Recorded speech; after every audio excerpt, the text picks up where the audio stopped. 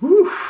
It is warm, my friends. It is high summer. We are having a heat wave in the UK, and it's glorious, but it's boiling. And I am sat here in a room beneath a bright white light, which is giving off quite a lot of heat, and wondering whether it would be beyond common decency to do this video with my top off. I'm not gonna lie, but I've decided no. We're just not gonna go there. Welcome back to my channel anyway, guys. It is Mike here once again. Hello, how are we? Genuinely, how have you been? It's been a little while. I have not found myself in a place to make videos recently. There's just not been enough time, not been enough hours in the day. On my days off, they've been filled with so many things to do for this flipping house move, which, as you can see, hasn't happened yet. And I've also not felt like making videos. I don't know how else to put this without sounding too dramatic, but it just hasn't been my top priority, and I've felt a bit like sometimes when you turn that camera on, this is me. You are seeing me at my me. This is my most me that I get, but at the same time, there is an element of kind of cheerful talking about books, and it's lovely and yay, and it's all a bit upbeat, and I have to speak quick because otherwise I don't get it all in. And on my days off recently, I have not been feeling like doing that, like kind of turning the camera on, and almost I felt like it wouldn't have been genuine. I'd have been being fake because my mind has been elsewhere, just trying to figure out this house move, trying to figure out just everything. There's so much to do and I haven't had enough time, and I decided to use that time instead to read, which has been genuinely such a joy because I haven't been reading very much this year, and the last 2 months they really have. It's been like soothing, it's been like therapy for me to get back into reading, and I've just enjoyed it. And making videos about it hasn't been my #1 priority, and hasn't really been what I wanted to do. I didn't want to do it, but today I find myself in a mood to do it, so I'm doing it. I have just filmed an Everything Bookish video, which I will link above. I wanted to carry on my Everything Bookish series because I quite enjoy this. When you aren't reading a lot or aren't buying lots of books, you can get your bookish chat into one little simple video, and I've been enjoying making them, and I wanted to carry on the series for this year anyway, and I've just filmed that, and hopefully it was short because I was brief, because I didn't want to go into too much detail because that's what this video is for. So I'm going to start with my book haul. This is a book haul video for June and July 2019. Let me go through this for you. So, my pile of books is a horrific pile now. I have to tidy it up. They were in a fairly decent order as well. Maybe I should go backwards. I'm going to work my way backwards. How very exciting. So the first book I want to talk to you guys about is this wonderful novel by Frear. This is called Stone Cold Heart, which I've been saying really quickly, and it's not sounding like I'm saying Stone Cold Heart. I'm not entirely sure what it sounds like I'm saying, but heart isn't coming out. So, this is the second Kat Kinsella novel. Kat is a detective in London, and she was in a novel last year called Sweet Little Lies, which I bought from W.H. Smith's, and I read it in so fast and just really enjoyed myself. And there was a big mystery that kind of took place across 2 different times. There's a missing girl who then ended up dead as an adult, and there was a conspiracy with her father and what's going on, and Kat found herself kind of under the microscope as well as being the detective. So it's a really good book, and I highly recommend it. And this is the sequel, and I was really lucky enough to win this American hardback copy of the novel from Kaz's Instagram. I followed, entered and won, and I'm so chuffed. And she's written a lovely inscription on the inside to me, and it's just really sweet, and a little bit about the US version as well.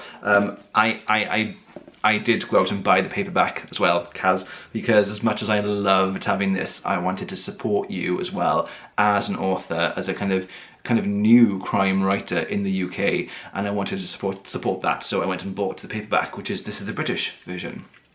And it's what I'm currently reading. I've got about 100 pages left, and so far I am very intrigued. I think I know who did it, but we're not going to talk about that here because I could be completely wrong and then look like a right numpty. So, but you all want to know what this book is about, right? So I'll read from the British one so you guys can see. So DC cat Kinsella thinks that she's dodged a tricky domestic situation when overly friendly coffee shop owner Joseph Madden asks her for advice about his wife Rachel. According to Joseph, Rachel has been threatening him, but he can't or won't give Cat details as to why. Dismissing it as a marriage on the rocks, she forgets about it. That is until a few months later when Joseph is arrested for murder. Naomi Lockhart, a young PA, was found dead after a party attended by both Joseph and Rachel, and it looks like Joseph was having an affair with her, but are things as straightforward as they seem? Joseph says his wife is setting him up. His wife says he didn't do it. The trail of evidence leads to even more questions. Who would you believe? And that is essentially what this book is about. A young PA has been murdered and Cat is investigating. And as I'm currently reading it, I can discuss with you guys that it's the people in this book are very I don't know, unique. I guess they're all standing out for me, and that really, really helps in a crime novel, because sometimes I get a bit lost with all the different suspects and their surnames and their motives and who was where, and they often get referred to by surname rather than by individual, their first name, and it doesn't always go in, and their descriptions are mentioned once, and then as is in most books like that, and then you don't get that back. But for some reason, this book, they all jumped out straight away, and I could identify them each straight away. So that really, really helped me. And Kat's character is coming across in waves. She's just she's awesome, and she's dealing with a lot in her mind, stuff that could like jeopardize her career and her love life and her family life. But the way that it's written, Kat really does just jump off the page, and she is very likeable, and her opinions are very likeable, and at the same time I like her because she's a little bit different. She's really cool, and I really, really like her. It's hard to describe what I'm trying to say, but Kat, as a protagonist, is brilliant, and I want to follow her through multiple novels, please. Yes, so, and what also is brilliant is actually the cast of characters at the police where she works. It's all the same cast from the first book, and I know it sounds strange, I didn't expect that. And the relationships between those people working there at that police, I want to say precinct, is that a very American word? At that police station, their relationships are very good, and it's the second book now, you feel like you know them a little bit better. It took me a little while to understand that Kat's boss, Steele, she is really funny, like really dry and sarcastic, and I think sometimes that's hard to read in words on the page. So at first I was like, oh, is she being funny? Is she trying to be funny and sarcastic? And she is, and I love it. She has this line, which is on page 212 of the British version, guys. I'm not going to tell you what she's talking about, but she says, this is Steele now, Kat's boss, which is about as helpful as tits on a fish. And I just actually laughed out loud, and I thought, oh my god, I'd never heard that before. What a brilliant saying. And she is funny, and she reminds me, if you've seen No Offence on Channel 4, I suggest you go watch it, fantastic. Steele reminds me a bit of the head of that police station. Sarcastic, witty, dry, and quite dark, funny, but I love her. So I love Steele in this book, has really, really jumped out for me. And I'm really enjoying, as I said, about 100 pages left, not far to go. I will let you know my verdict in my next bookish video. Oh, that's exciting. Is this book, this is a book haul video, right? Because I've diverted, I apologise. The other book I bought, I bought a couple of Jo Nesbo books. I bought The Knife, or just Knife. I keep calling it The Knife, it's Knife. Whereas this is The Redbreast, not just Redbreast, just for confusion, you understand. So Redbreast is an older one I've not read. I believe, I want to read the ones that are set in Oslo, because Oslo for me is a big part of the Harry Hole novels, and I want to go back and read them all because I'm reading these in a very odd timey-wimey order, but I had to get it. It was on offer, and I'm liking these new vintage versions, very much enjoying that. And then this is the new one called Knife. This is the sequel to Thirst, which was out last year, and Thirst is probably quite close to perfection in terms of a crime and thriller novel. So if you like a bit of crime at night, you must go and read Thirst by Jo Nesbo. I realise it's like book 10 or 11 in the Harry Hole sequence, but I'm not reading them in order, and I devoured Thirst and thought it was fantastic. Really, really dark and grim and brutal, but the characters were really good, and this is the one that happens after it. I'm not going to say sequel, it's just the next novel, but stuff that happens in Thirst has a direct influence on what happens in Knife. So this is really exciting, because so far the ones I've read have all been kind of standalone, so that excites me. And I bought the hardback because I haven't had one in hardback before. I actually haven't seen it in hardback before in any shops, and I can't wait to get into this. This might be what I read after Stone Cold Heart. Oh, I bought a couple of Tesco bargains, 2 for £8. Ruth Ware has written The Death of Mrs Westaway, and I like a bit of Ruth Ware. Again, she has written a bunch of thrillers that I've really enjoyed. Is it The Woman in Cabin 10 was one of the first ones I read, and I really liked that. Really, really liked that. And this is her most recent, I believe, and it says here, when Harriet Westaway receives an unexpected letter telling her she's inherited a substantial bequest from her Cornish grandmother, it seems like the answer to her prayers.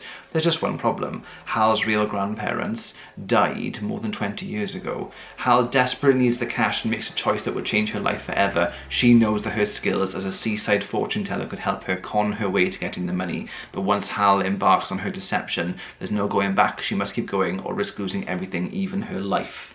I found it quite interesting. I'm intrigued by this. I am. I don't know if it's another police drama. I don't think it is.